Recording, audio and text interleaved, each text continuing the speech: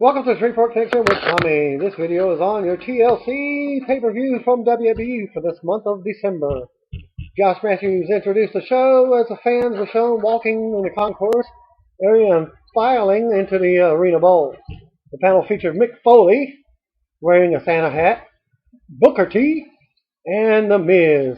Foley mentioned that his daughter, Nicole, turned 20 years old today. They shifted their focus to the TLC pay-per-view main event, which was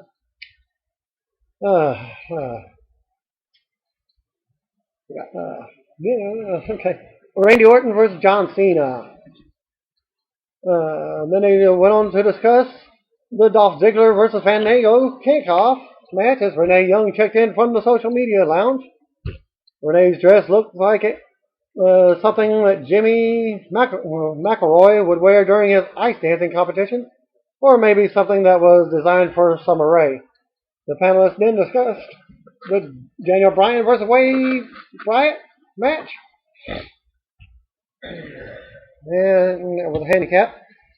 3 versus 1. Foley said that when he listens to Bray Wyatt, he believes every word he says. Foley added that he's not worried about Bryan winning as much as he is seeing Bryan escape without injury.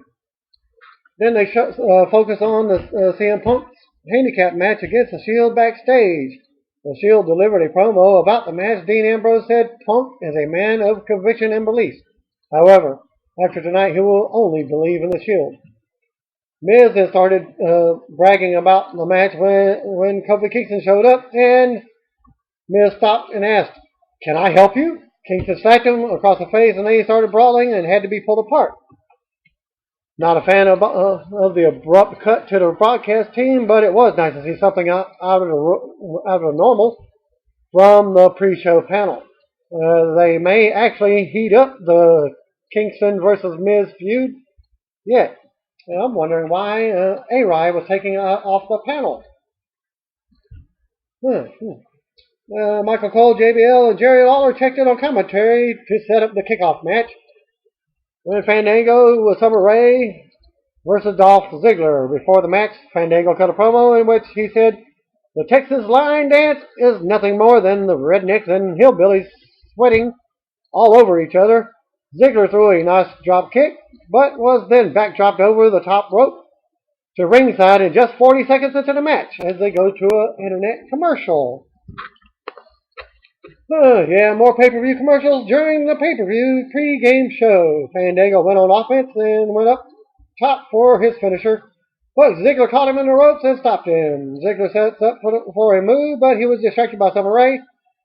Fandango regained control and ended up knocking Ziggler down and hit the top rope leg drop for the win. And the match only took 4 minutes 40 seconds. Disappointingly, only because the wrestlers weren't given much time to work with. I'd like to see more from those two, and I assume we will, given the finish. Backstage, Renee Young ran through fan tweets that predicted the winner of the TLC main event. Matthews, Foley, and Booker spoke about the match and noted that The Miz was absent. Booker said that Kingston slapped the taste out of Miz's mouth, and video played to promote the TLC main event. And now to discuss the pay-per-view main event as it goes into the pay-per-view.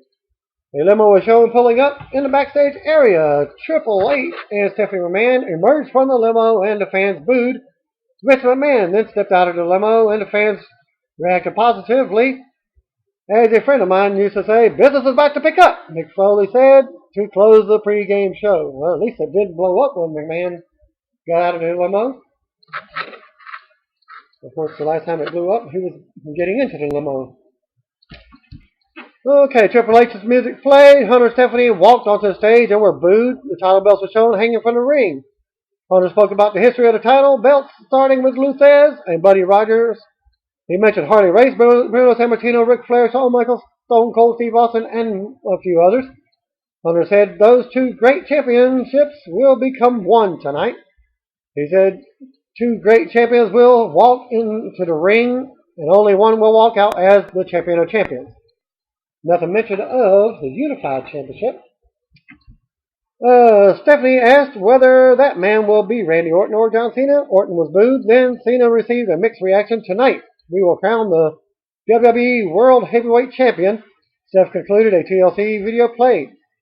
Match number 1, CM Punk versus Dean Ambrose, Seth Rollins, and Roman Reigns in a 3-on-1 handicap match. The Shield members took turns working over Punk early on. When Reigns checked in, Rollins sold all of the shots that Reigns took, and they laughed about the punishment they were dishing out. At ringside, Reigns dove towards Punk, who moved out of the way, causing Reigns to go flying over the announcer's table.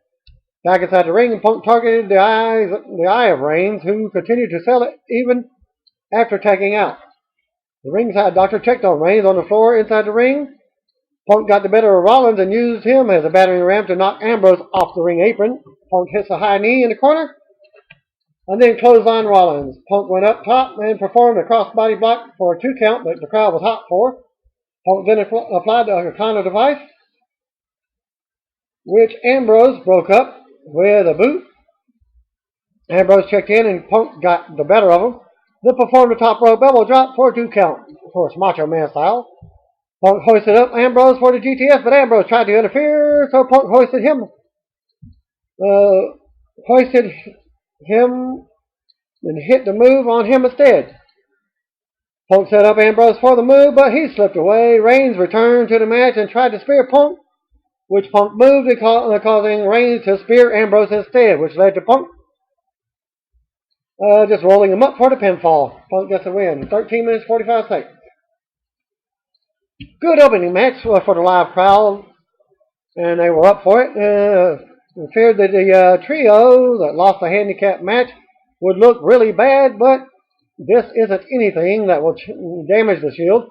However, I do expect that it will lead to more friction and the eventual breakup of the Shield. My expectations is Reigns to be face and the other two to be heel. Backstage, Renee Young interviewed AJ Lee while Tamina stood beside her. And Lee said she's been the Divas Champion for 182 days, but that's not enough to get you a Slammy Award. She vented about the Divas division, and that was it for that segment. It seems like the only time we hear about the number of days the champion has held the title is when the champion is about to lose. But of course, the exception is CM Punk's title reign. AJ Lee with Tamina versus Natalya for the Divas Championship.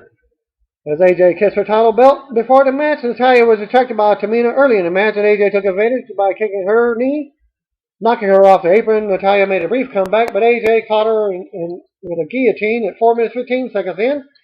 Natalya countered into a bear hug and shifted into a position for a move, but AJ slips away. Natalya caught a seated Lee with a drop kick.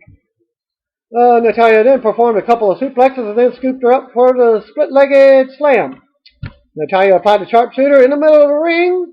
She tried to reach the ropes and crawl toward the ropes, but Natalya pulled her back into the ring, and I thought that was going to be the end of the match. But Lee twisted around and broke the hold. Tamina stood on the ropes and distracted Natalya, which set up Lee applying the Black Widow. Natalya broke free and went for the sharpshooter, but Lee reached up and pulled her down in a pin and got the win. It's nothing more than a reversal from the sharpshooter. And the announcers questioned whether Lee grabbed the hair while pulling Natalya down. And winner is still champion, AJ Lee, in 4 minutes 35 seconds. Lee seemed to play into the suspicion that she would drop the title. The day count may have been a coincidence, but the way she kissed the title beforehand caught the attention. This was a way better match than these two has had in a little time that they met for the Divas Championship. The crowd was tame during the match. Of course, it's a Divas match, but they did get up for the signature holds of both women. Then they showed a video featuring past world champions discussing what the titles meant to them. Damien Sandow delivered a public service announcement for the Lone Star State in his way to the ring. He said, "Y'all reckon and ye win followed by the world." Ha! And Big E Langston, when followed by the Intercontinental Champion, are all garbage. He said he would be the new champion in just a few short minutes. Coleslaw hypes the Royal Rumble for January 26th in Pittsburgh, Pennsylvania. He said that, unlike past years, the winner of the Rumble won't have a chance won't have a choice regarding which title he challenges because there will only be one championship. Okay, this sets up the Big E Langston versus Damien Sandow for the Intercontinental title. Langston got off to the fast start. Langston took a powder and Sandow took a powder and then Langston followed. Sandow pulled Langston into the ring post, which led him being the aggressor. Once that they were back inside the ring, Sandow dropped the elbow of disdain at one point. A very nice spot for that. Langston ended up performing the electric chair on Sandow to regain control, and Langston threw a couple of clotheslines and delivered a belly-to-belly suplex. Langston performed a running splash. Then later, Sandow caught a charging Langston with his boots. Then Langston came right back with a clothesline, followed up with a big ending for the win. The match took 6 minutes 30 seconds. They never did anything to make me feel like Langston's title was in jeopardy. The in-ring work was solid, yet there was nothing memorable about the match. I just felt like it was just rather than a heated battle over a secondary title. Backstage segment with Mr. McMahon approaching Randy Orton and shook his hand. Vince walks away. A commercial aired for chicken wings. The announcer spoke about Steve Austin tweeting about the main event. The previously mentioned that Bruno Sammartino had done the same. Then the panel spoke about there were Foley chants and footage was shown of The Miz being bitch slapped by Kofi Kingston back live. Booker announced The Miz and Kofi in a no disqualification, no DQ match for the pay-per-view, which was added. So now you have 8 matches in the pay-per-view. Goldust and Cody Rhodes versus Big Show and Rey Mysterio versus the Real Americans with Zeb Coulter versus Ryback and Curtis Axel in a 4-way WWE Tag Team Championship match. And this was an elimination style fatal 4-way match. Goldust pinned Ryback in 6 minutes 10 seconds to eliminate Ryback and Curtis Axel from the match. So apparently this is an elimination match. Goldust spent the next few minutes selling for the Real Americans. Goldust really reached Cody, but Swagger cut him off. Cesaro tagged in and performed a crowd-pleasing Cesaro swing on Goldust at 11 minutes in. Goldust finally made it to his corner, only to have Swagger pull Cody down to the floor. Big Show then ran Swagger over the barricade. Goldust power slammed Cesaro, then tagged in Big Show at 13 minutes 50 seconds. Show worked over Cesaro and set him up for the choke slam. But Swagger distracted him. Show punched out Swagger, then shoved a diving Cesaro aside and pinned him at 14 minutes 35 seconds to eliminate the Real Americans from the match. This little section I didn't get to see because our internet feed went out like at least 3 times during the pay-per-view. So I'm getting a little bit of results from the dirt sheets. Okay, the match came down to Goldust and Cody Rhodes versus Rey Mysterio and Big Show. But when I was commenting to both of my friends that enjoyed the show with me, Andre and Robert,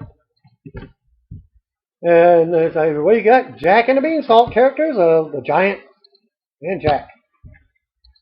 Goldust was selling in the corner to the point that even Big Show walked over and helped him get to his feet in an awkward moment.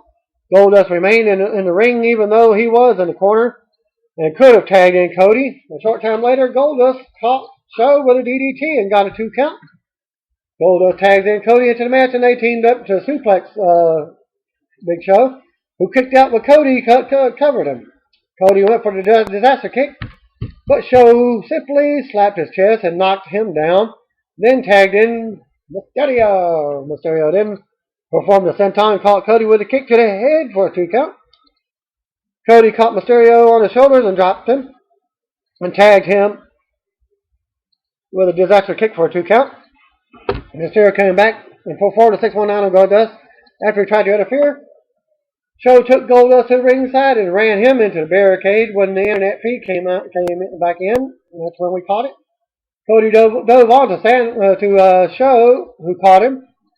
However, Cody came back and ran Show into the ring post. Cody went for the top rope and jumped toward Mysterio with his legs open, leading to Mysterio powerbombing him for a 2 count. The fans chanted, "This is awesome!" Cody went for crossroads, but Mysterio avoided it.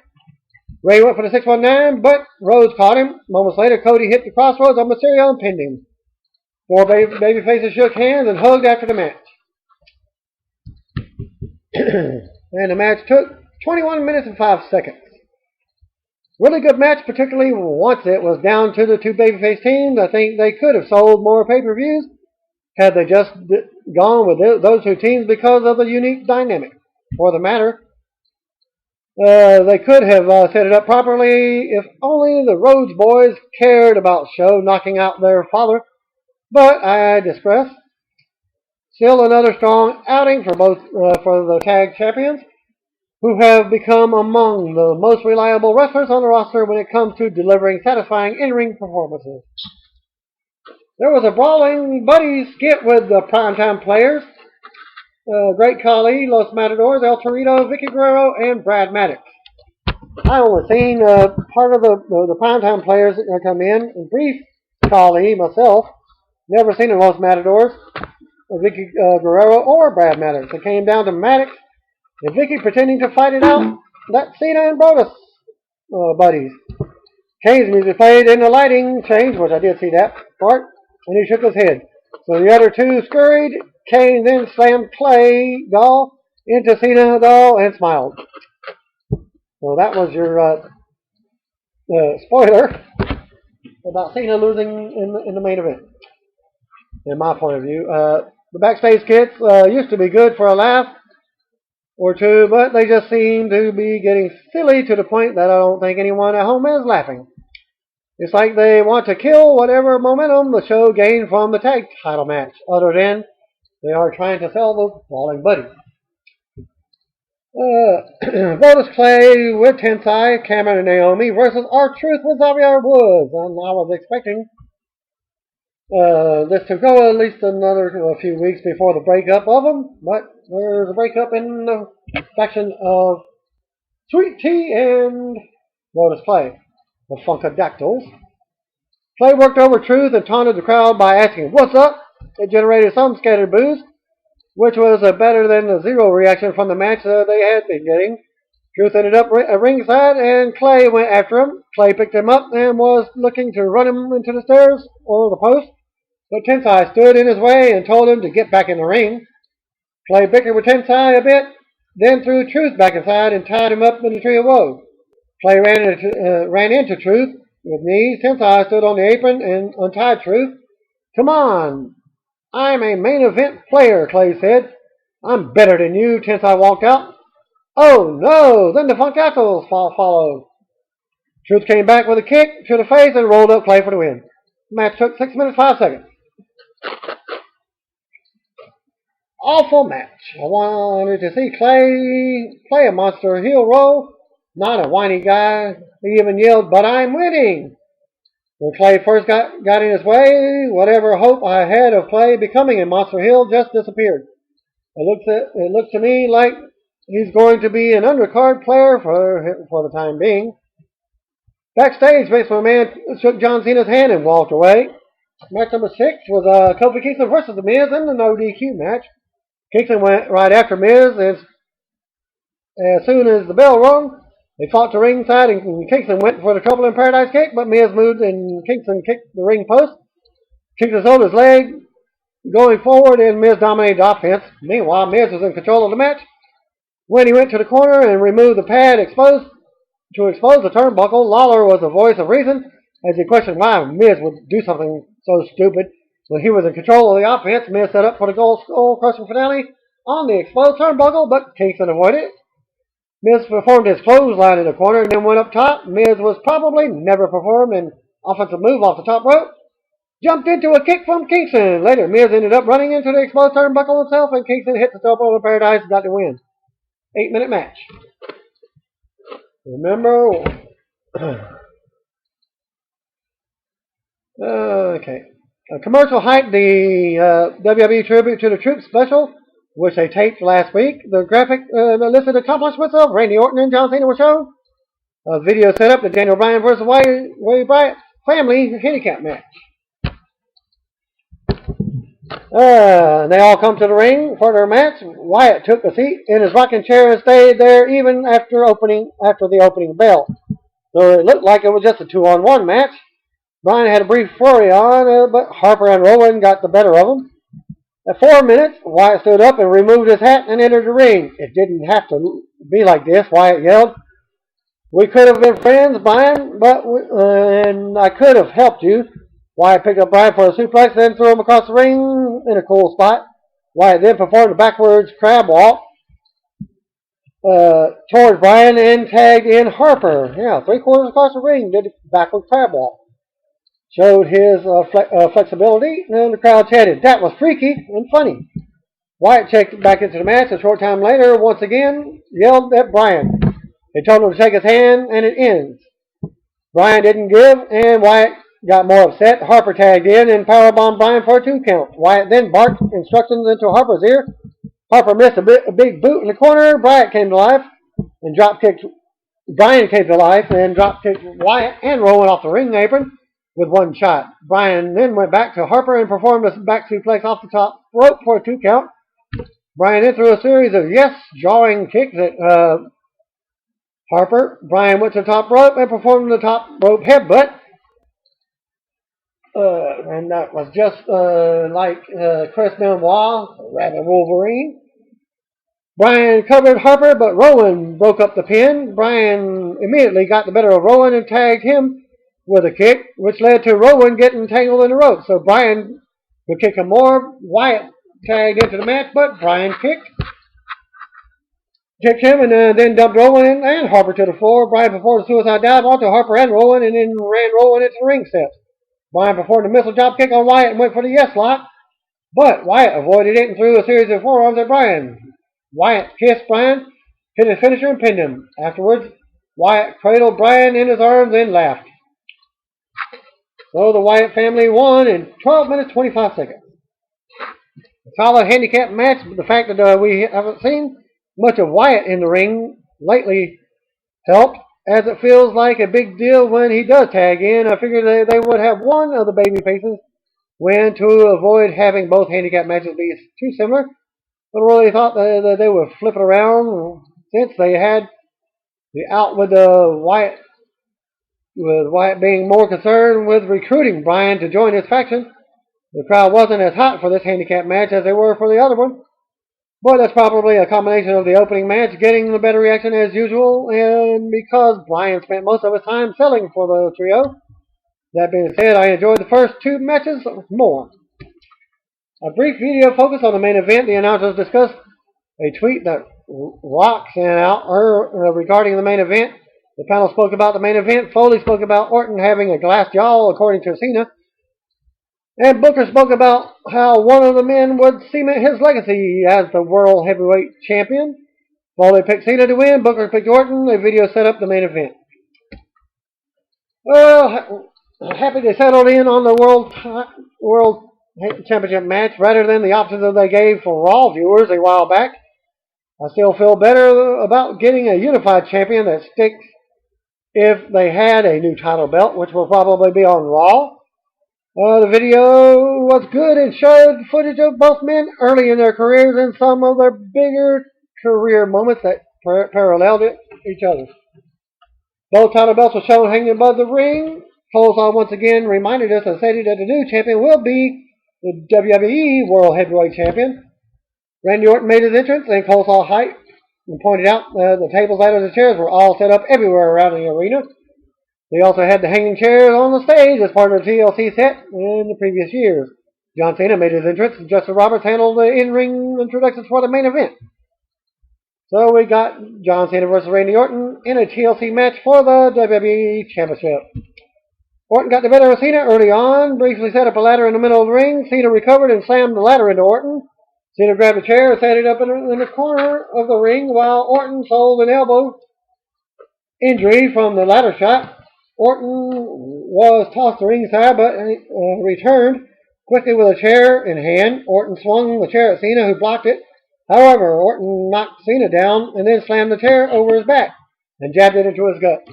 Orton went on the first prolonged streak of offense, which included the amazing homoerotic shot of Cena bent over with his face in front of Orton's crotch while Randy reached out to grab Cena's head with his hand.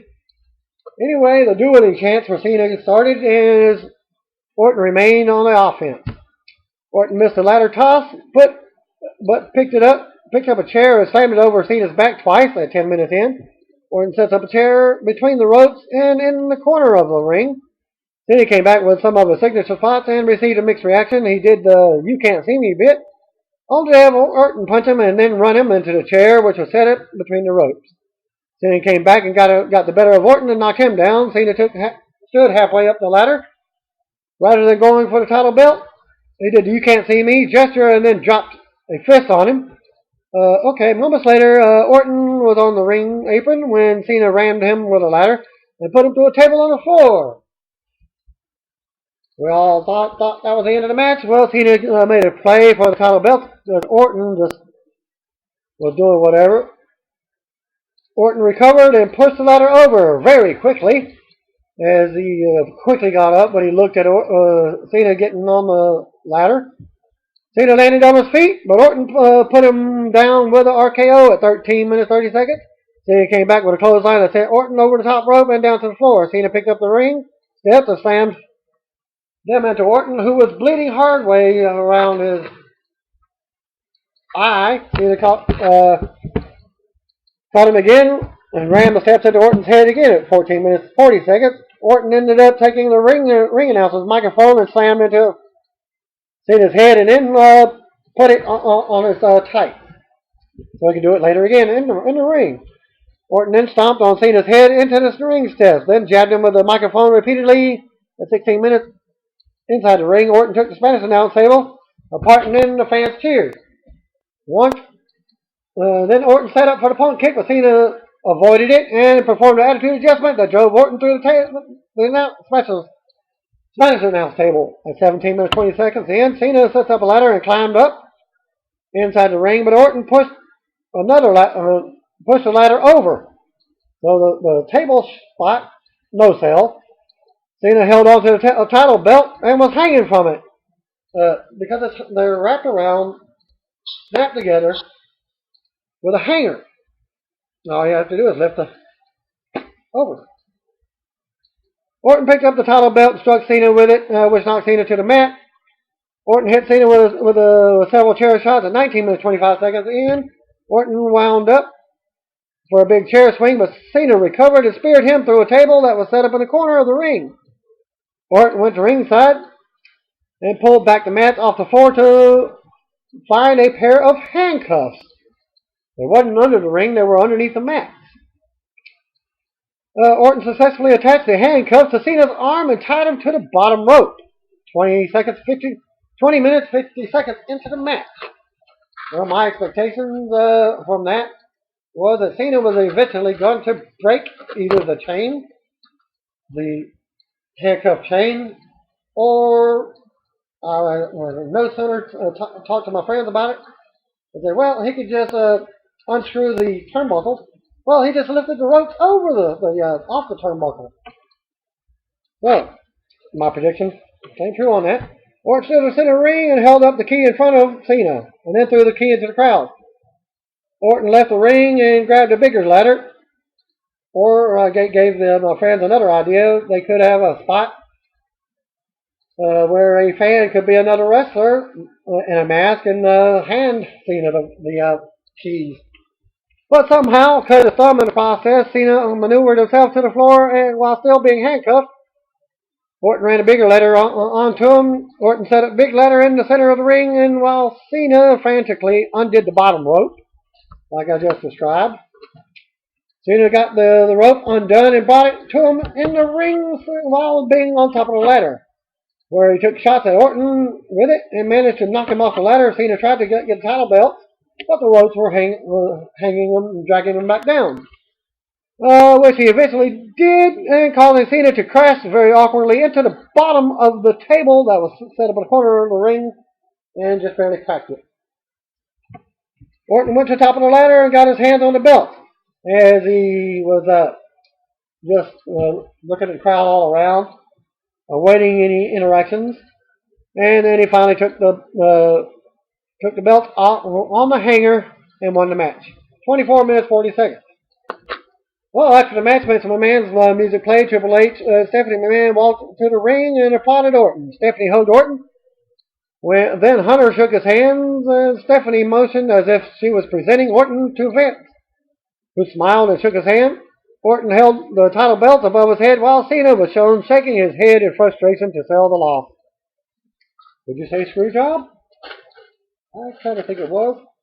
A surprisingly clean finish, which led me to believe that we could see a rematch at WrestleMania. I really hope that they come up with something better. They really worked hard, and while the match had a couple of hokey moments, it was entertaining. The big bump that Cena took at the end of the match was obviously supposed to be a bigger bump, with Cena crashing through the table in the corner, but the ladder slipped out from underneath him.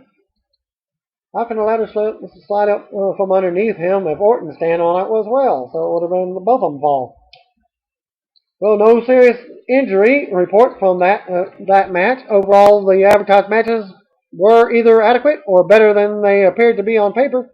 The two unadvertised matches were really flat, and for that moment, the Vince McMahon appearances were really flat. I assumed he would eventually return to stop the Authority, but right now it looks like his character is content with what's happening. It was nice to get a no-nonsense finish to a WWE pay-per-view for a change. We got more to say from Raw event. Thanks for viewing. Peace out.